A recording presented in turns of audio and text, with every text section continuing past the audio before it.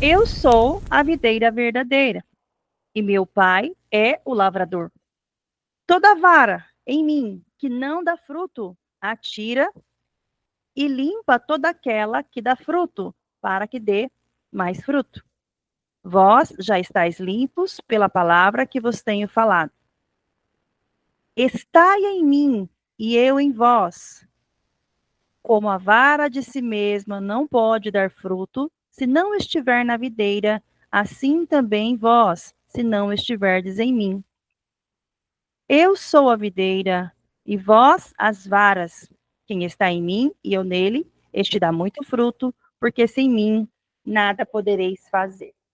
Em outra versão, ela vai dizer assim: permanecei em mim, e eu permanecerei em vós.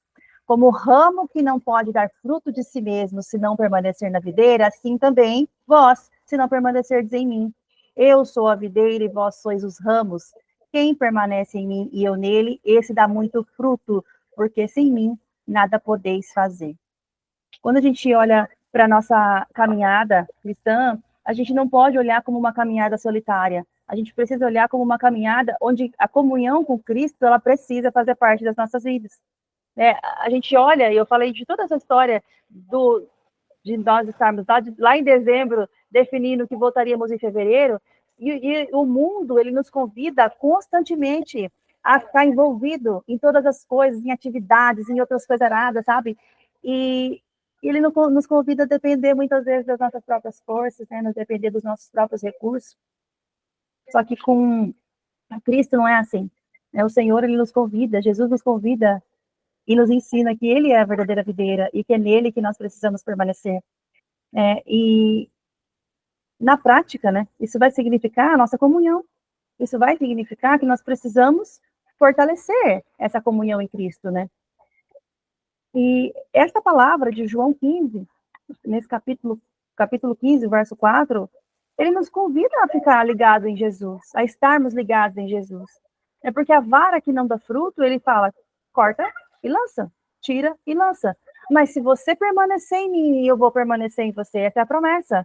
Como um ramo que não pode dar fruto de si mesmo, como nós não podemos frutificar de nós mesmas, mas se nós estivermos ligados na videira, os nossos frutos serão bons, nós daremos frutos, né? Porque sem Jesus nós não podemos fazer absolutamente nada, nada. Então Jesus ele usa essa metáfora, né, da videira, que é para nos ensinar que a nossa vida espiritual depende totalmente dele. Assim como o ramo não pode frutificar sozinho numa árvore, assim também somos nós, que não podemos crescer espiritualmente. Não podemos crescer espiritualmente ou realizar a vontade de Deus sem estar conectado com Deus. Olha que interessante. Nós não podemos realizar a vontade de Deus se nós não estivermos conectados com Ele, se nós não estivermos ligados. E aí que entra a comunhão com Cristo. É aí que entra, né, essa prática de comunhão com o Senhor. Porque permanecer na videira vai significar o quê? Cultivar uma vida de intimidade com Deus. Como? Como é que a gente cultiva? Através da oração, através da leitura da palavra, né, através da obediência. Então, quando a gente se mantém ligado a Ele, nós experimentamos crescimento. A gente vai experimentar força, a gente vai experimentar um propósito renovado sobre as nossas vidas, um propósito do Senhor sobre nós. É importante estar ligado. É importante estar ligado no corpo, mas ligado principalmente em Jesus, que é a videira verdadeira. Cristo ele vive em nós, vive em nós. Gálatas 2, acho que é Gálatas 2:20, deixa eu abrir. Fala que Cristo vive em mim, eu já estou crucificado, não vivo mais eu. Deixa eu só confirmar se é aqui. Gálatas.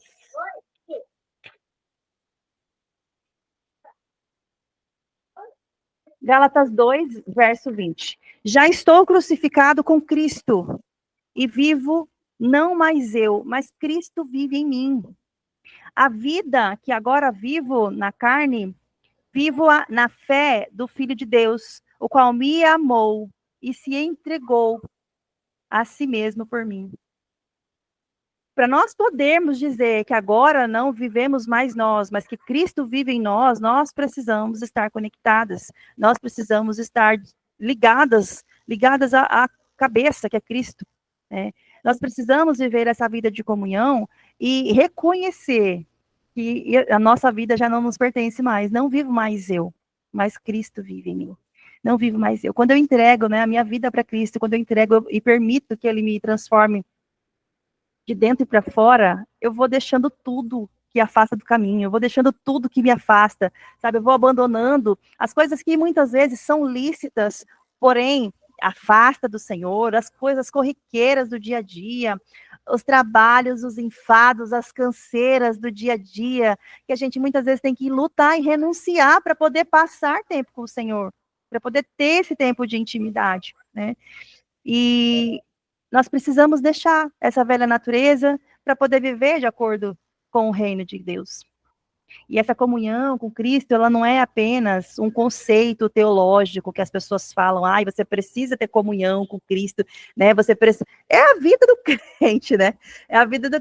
Então, quais são os pilares da vida do cristão? Nós precisamos orar, nós precisamos ler a palavra, nós precisamos ter uma vida de jejum, uma vida de oração, uma vida de leitura, uma vida de adoração. Para mim, são 4 pilares, né, que nós precisamos ter. Jejum, oração, adoração e leitura da palavra. Porque é isso que nos conecta. É isso que nos conecta. Ainda hoje a gente estava conversando, a irmã Marta, e eu falei para ela algo assim, né, de uma situação.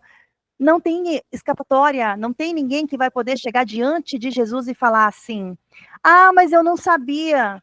Tá aqui, ó. Tá aqui. A Bíblia tá aqui para qualquer um, para todos pegarem e ler. Mas o pastor que eu seguia falava assim. Tá, e você conferiu? Você foi como os bereanos, que você pegou a palavra de Deus assim na sua mão e foi lá ver se aquilo que estava sendo falado era realmente aquilo que Deus estava falando? Então, não tem escapatória, não vai ter desculpa. É claro que aqueles que a quem mais é dado, mais será cobrado. Né? Aqueles que ensinam muito mais ainda será cobrado. Então, nessa questão de pastores que pregam de acordo com o seu bel prazer, né, fazendo segundo as coisas, segundo a sua própria vontade, para o seu próprio benefício, eles vão ter a consequência deles diante do Senhor. Mas ninguém é indesculpável diante do Senhor. Ninguém será. A palavra está aí para todos.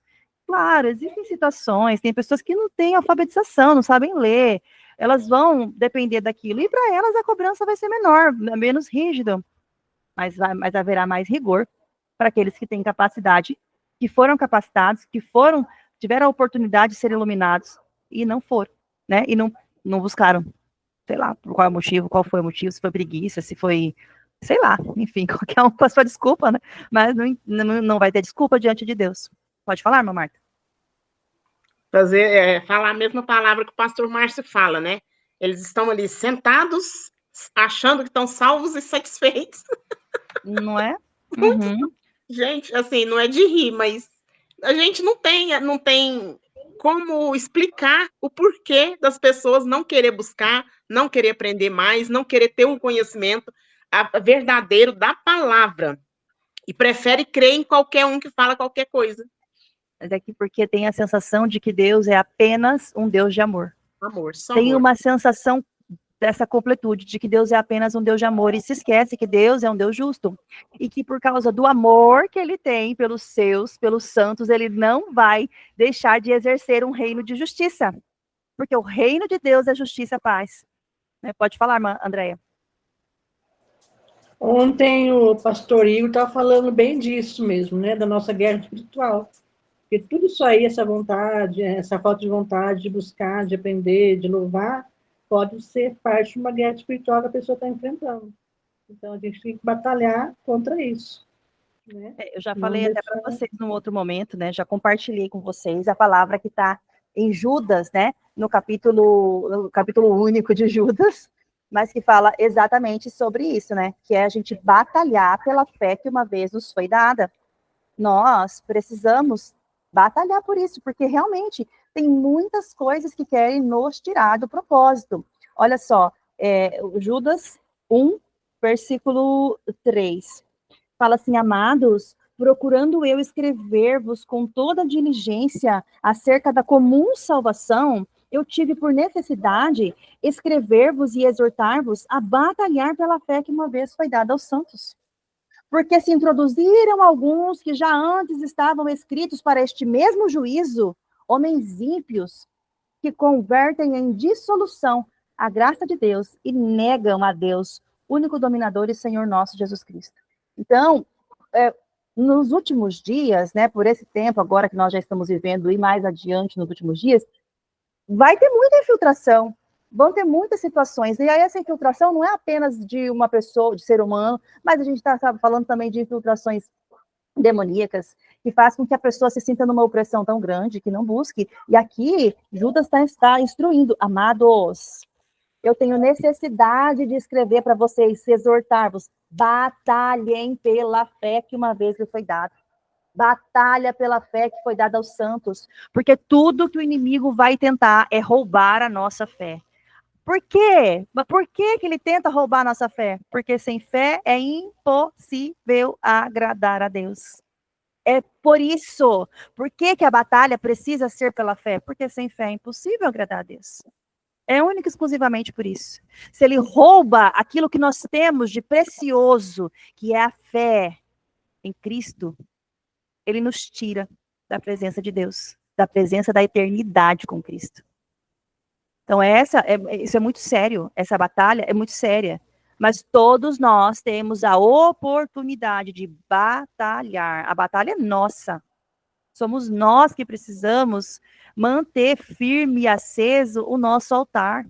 De manhã, né? Como lá no ofício dos levitas, dos sacerdotes, que tinha que ir lá limpar, tira a cinza do altar, mantenha a chama acesa, para que o fogo não se apague continuamente no altar, tem que limpar a cinza. Então, vai lá, tira a cinza, tira a sujeirinha, mantém lá o fogo aceso, coloca lá, faz o sacrifício da manhã, faz o sacrifício da tarde, vai limpando a cinza para que o fogo permaneça ardendo continuamente no altar, para que a chama permaneça acesa nesse altar, para que a fé não seja perdida, para que a fé não seja inconstante, para que nós recebamos uma palavra e permaneçamos constantes na confiança de que essa palavra vai se cumprir sobre nós.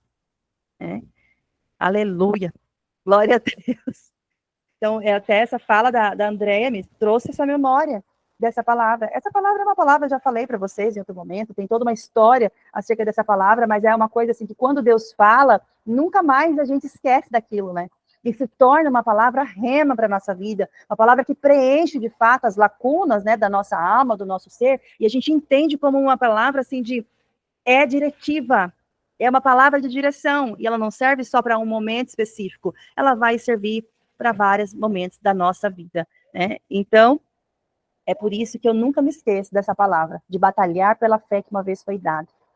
Foi um dia que marcou a minha vida, e é uma palavra que eu busco diariamente, batalhar por essa fé, ainda que os meus olhos não estejam enxergando, ainda que eu não consiga pegar essa promessa na mão, apalpar, né? Porque a gente tende a querer pegar, né? Tomé quer enfiar o dedinho lá na chaga, Tomé quer pegar, né?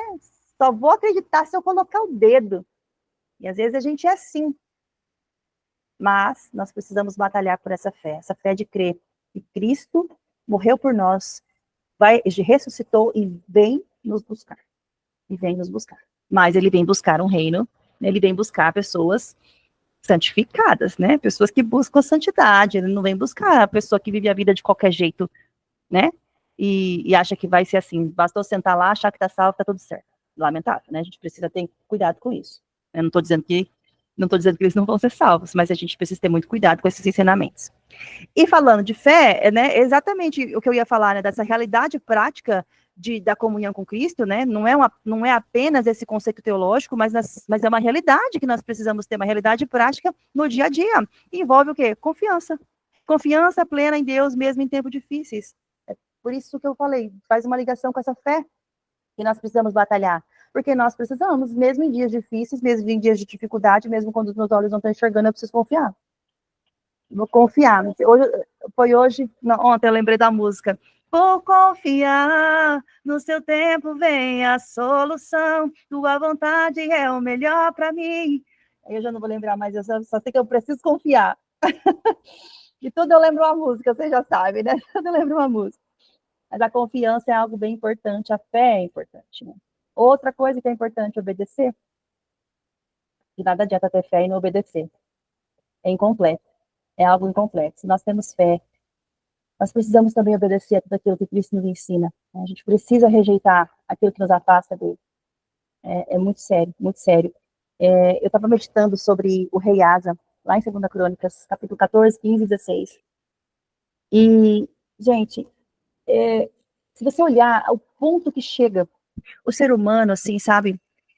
Para mim foi uma história, assim, que eu fiquei impressionada com o orgulho desse rei, com a maneira como ele se comportou, sabe? Diante de uma profecia que Deus teve amor por ele, ainda para poder avisar para ele o que ia acontecer. Eu vou contextualizar aqui, eu vou resumir, né, essa história para vocês. Não tem nada a ver com aqui muito, mas eu vou contar para vocês. Não tem muito a ver, né, mas tudo é a palavra de Deus é tudo conectado.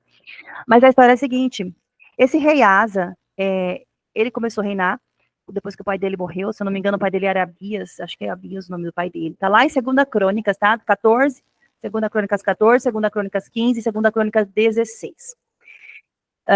O pai dele morreu, ele começou a reinar e ele começou a tirar todas as idolatrias de Judá. Ele era rei de Judá. E aí, juntamente com ele, em Judá, Benjamim, né, e mais algumas pessoas do Reino do Norte, alguns efraimitas e tudo mais, eles começaram a passar para o lado de Judá, porque sabia que Deus estava com Judá. E o reino dele era um reino de paz. Ele governou durante 20 anos com o reino de paz. Quando estava 35, no 35º ano do reinado dele. Só um pouquinho, antes disso, no 15º ano do reinado dele, veio um profeta, filho de Obadias, e falou para ele assim, ó, se você me buscar, eu vou me fazer achado por você. Se você estiver comigo, eu permanecerei com você. E aí aconteceu que ele entendeu aquela palavra e ele e todo o povo, fala que ele e todo o povo buscou de toda a alma e de todo o coração agradar ao Senhor. Retirou toda a idolatria, ele destituiu inclusive a avó dele do título do posto de rainha mãe, porque ela tinha uma imagem de Azerá, e ele pegou e destituiu ela desse posto, e ele fez o que era bom, ele estava fazendo o que era bom aos olhos do Senhor. Ele acreditou naquela palavra, e ele seguiu naquela palavra do 15º ano até o 35º ano. Foram 20 anos de paz naquele reinado. Ele pôde construir muitas coisas, reconstruiu um muro, estabeleceu ali, tirou toda a idolatria. Quando foi no 35º ano do reinado dele, Baasa, que era rei de Israel, quis se insurgir contra ele. Ele foi, pegou o tesouro do templo e tesouro do reino e mandou para o rei da Síria, Ben-Hadad, e falou assim para o rei da Síria, desfaz a sua aliança com Baasa, e porque Baasa entrou em Ramá, né, ele entrou em Ramá, e ele começou a edificar Ramá, para que ninguém saísse de Judá e ninguém da tribo do norte descesse para ajudar. Então, ninguém podia entrar nem sair. E aí ele pede os tesouros do rei, pega os tesouros de dentro do templo, para poder apresentar para esse Ben-Hadad, da casa do Senhor, e faz esse negócio, faz essa aliança com o rei da Síria. Quando ele faz essa aliança com o rei da Síria, Deus envia um profeta para ele, envia Anani. Anani significa amável. Deus envia Anani, olha só o significado desse nome. O Senhor, como se fosse uma palavra do Senhor para ele, o amável está aqui para falar com você. Por que você fez isso? O Senhor, quanto ao Senhor, ele está perto de todos aqueles que permanecem, ele é forte para com todos aqueles que permanecem com ele. Mas quanto a isso, você agiu como um louco.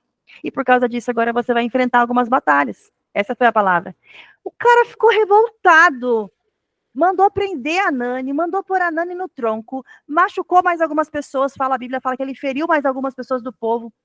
E ele era desses 20 anos de paz, ali ele passou a ter guerra. Do 35º ao 39º, eu não busquei saber mais a história dele, eu não fui lendo em Reis, só ali mesmo em Crônicas.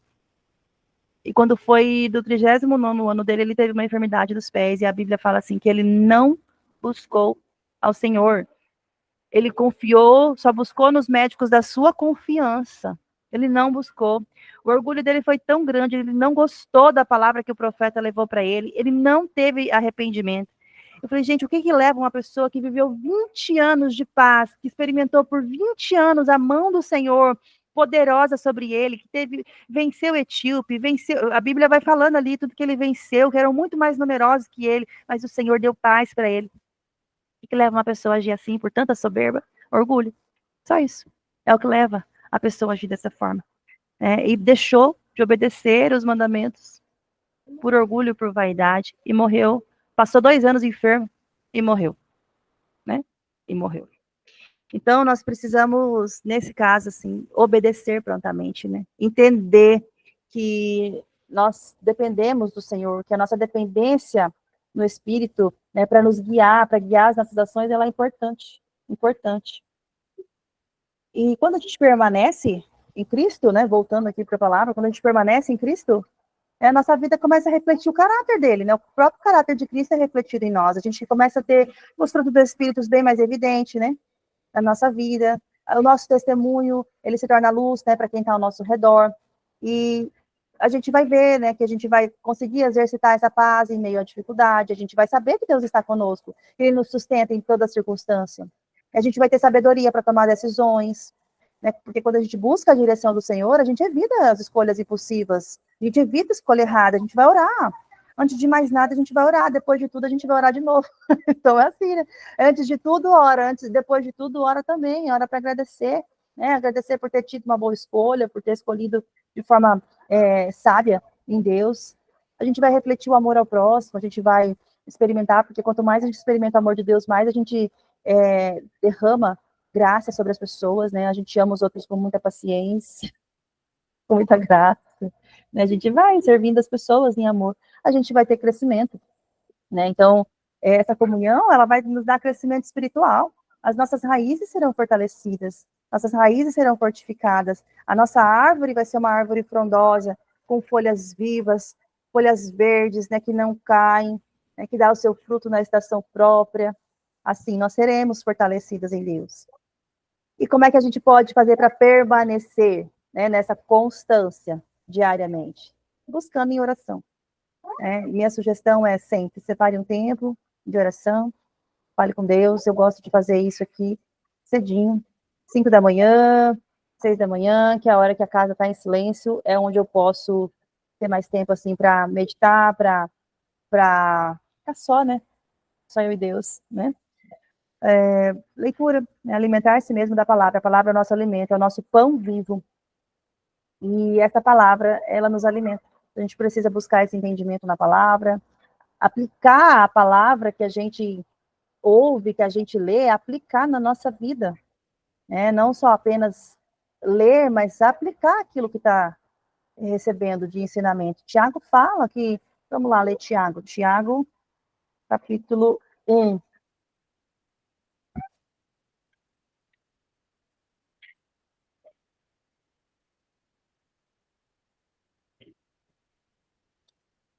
Tiago 1, deixa eu ver, 22, ó. E sedes cumpridores da palavra e não somente ouvintes, enganando-vos com falsos discursos. Porque se alguém é ouvinte da palavra e não cumpridor, é semelhante a varão que contempla ao espelho o seu rosto natural, porque se contempla a si mesmo e foi-se e logo se esqueceu de como era. Então, nós precisamos não apenas ouvir a palavra, mas precisamos cumprir essa palavra que nós lemos, que nós ouvimos, né? Para que possamos, então, ter mudança de vida, né? Não é só olhar no espelho, esquecer da aparência e daqui a pouco ter que olhar de novo. Mas é manter essa palavra viva, viva na nossa mente. Obedecer à vontade de Deus, sempre, né? Como permanecendo, obedecendo. Difícil, desafiador, confesso que é desafiador. Passamos por situações agora recentemente aqui que a gente vê assim, o quão difícil é permanecer na obediência, sabe? O Senhor te dá uma direção, e aí você fica até na dúvida, mas será que era mesmo isso? Eu entendi que era isso, mas deixa eu tentar aqui para ver se é outra coisa. E aí você tenta e o Senhor vai lá e com amor te traz de volta. O amor. Às vezes o amor dói, mas te traz de volta. Né? Graças a Deus por isso, porque se o Senhor não tivesse esse zelo e esse amor, nós íamos perecer. Íamos perecer. Outra forma de permanecer com Cristo diariamente é vivendo em comunhão com outros, né? Vivendo em comunhão com outros irmãos. Hoje, eu e a irmã Marta, nós falávamos sobre isso, sobre essa comunhão, sobre a necessidade da comunhão, né? O quão bom é que os nossos irmãos sejamos juntos, né? Que os irmãos vivam em comunhão. Nem sempre é fácil, principalmente quando há divergências doutrinárias. Porém, algo que eu falo assim sempre é que se existe respeito mútuo, nós conseguimos conviver em comunhão, em comunidade.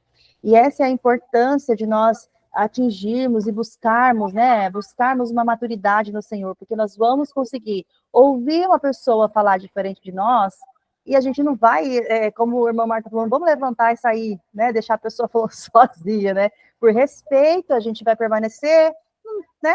Se for o momento de falar, a gente fala. Se não for o momento de falar, só sacode a poeira e tchau, né? Enfim, mas é importante que nós vivamos em comunhão, né? E ponto-chave, ser grato, sempre. Seja grato, gente, seja grato. A gratidão nos mantém conectados com Deus.